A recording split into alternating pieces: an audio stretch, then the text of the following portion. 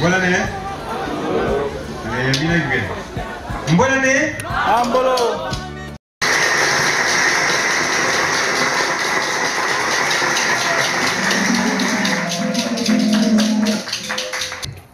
Alors, qu'est-ce que c'est Modjoum Yaba? C'est une plateforme d'éducation culturelle, une plateforme d'animation culturelle, une plateforme d'apprentissage. Goni Montariwe, Manomono Goni Montariwe, Badona Goni Montariwe, Lolomi Boni Montariwe. Quelqu'un qui va vous faire l'historique de Modjoum Yaba, là où ça a débuté et pourquoi nous avons décidé de l'emmener le concept à Cocotier.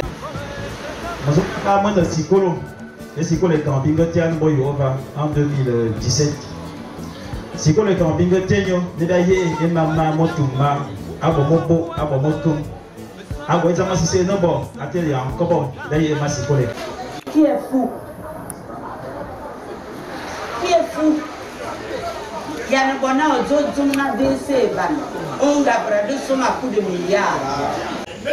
Ni maintenant, ma pour t'avoir bonne l'air ma yidi bobalua. Ni mène faire le spectacle. Ma yane zamberbo. Et bona nous va comme tant. Tout a si bien moni. Avant qu'on fasse tout yaga.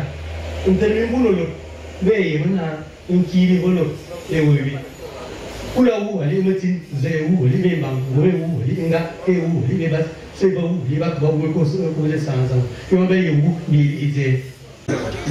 Dans mon zone écté, Bade Manga Yabraka Varoua Vic, et soit moi, à Ouam.